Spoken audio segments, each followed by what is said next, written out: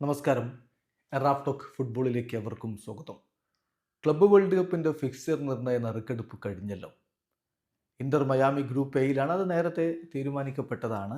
Group എയിലെ നാലാമത്തെ spot Inter മയാമിക്കായിരിക്കുമെന്ന്. അവർക്ക് നറുക്കെടുപ്പിൽ സീഡൊന്നും ഉണ്ടായിരുന്നില്ല. പക്ഷേ ബ്രോഡ്കാസ്റ്റിംഗ് സൗകര്യത്തിനും മറ്റുമൊക്കെ വേണ്ടിയിട്ടാണ് ഗ്രൂപ്പ് എയിലെ നാലാം സ്ഥാനം അവർക്ക് കൊടുത്തത്. സിയാറ്റിൽ സൗണ്ടേഴ്സിന് അടുത്ത ഗ്രൂപ്പിൻ്റെ നാലാം സ്ഥാനം കൊടുത്തു. ചുരുക്കത്തിൽ USA നിന്നുള്ള 2 ടീമുകളെ അങ്ങനെ നേരത്തെ തീരുമാനിച്ചതാണ്.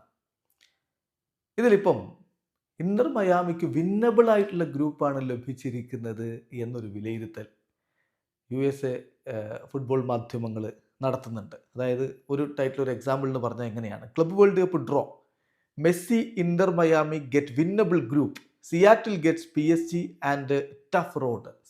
സിയാറ്റിലിന് ടഫായിട്ടുള്ള റോഡാണ് മുന്നിലുള്ളത്. PSG അടക്കമുള്ള ടീമുകളുണ്ട്. അതേസമയം ഇന്റർ മയാമിക്ക് വിന്നബിൾ ഗ്രൂപ്പാണ്, വിജയിക്കാവുന്ന ഗ്രൂപ്പാണ് മുമ്പിലുള്ളത് എന്നാണ് അവർ വിലയിരുത്തുന്നത്.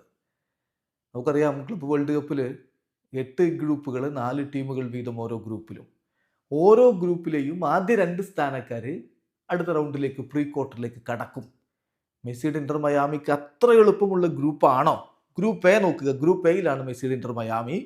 അവിടെ ബ്രസീലിയൻ ക്ലബ്ബ് പാൽമിറാസ് ഉണ്ട്, പോർച്ചുഗീസ് ക്ലബ്ബായിട്ടുള്ള FC പോർട്ടോ, ഈജിപ്ഷ്യൻ ക്ലബ്ബായിട്ടുള്ള അൽ അഹിലി. ഈ ഗ്രൂപ്പിൽ നിന്ന് 2ാം സ്ഥാനമെങ്കിലും ഇന്റർ മയാമിക്ക് പിടിക്കാൻ പറ്റും എന്നാണ് പലരും വിലയിരുത്തുന്നത്.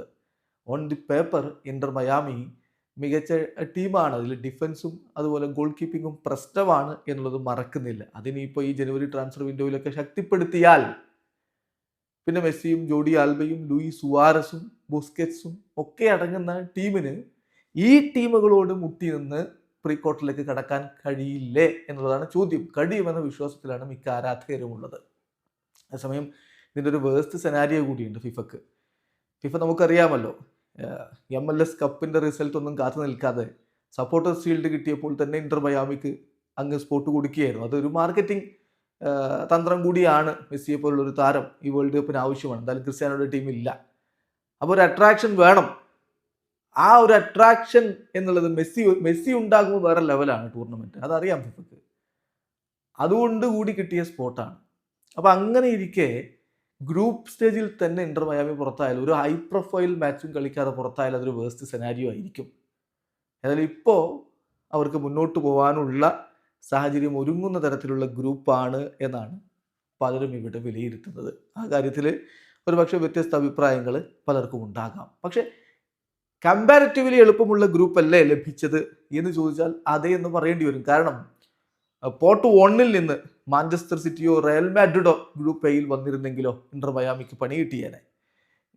അല്ലെങ്കിൽ പോർട്ട് 2 നിന്ന്, ഇപ്പോൾ പോർട്ട് 1 നിന്ന് റയൽ മാഡ്രിഡ്, പോർട്ട് 2 നിന്ന് ചെൽസി, പോർട്ട് 3 നിന്ന് അൽ ഹിലാല്, അതോടൊപ്പം പിന്നെ ഇന്റർ മയാമി, ഈ രൂപത്തിലുള്ള ഗ്രൂപ്പ് ആയിരുന്നെങ്കിൽ തീർച്ചയായിട്ടും പണി കിട്ടിയേനെ. പക്ഷെ ഇപ്പോൾ താരതമ്യേന വിന്നബിൾ ആയിട്ടുള്ള ഗ്രൂപ്പാണ് എന്ന് തന്നെ പറയേണ്ടി വരും. നിങ്ങൾക്കൊരു പക്ഷേ ഇക്കാര്യത്തിൽ വ്യത്യസ്തമായിട്ടുള്ള അഭിപ്രായങ്ങൾ ഉണ്ടാവും. കമന്റ് ബോക്സ് രേഖപ്പെടുത്തുക.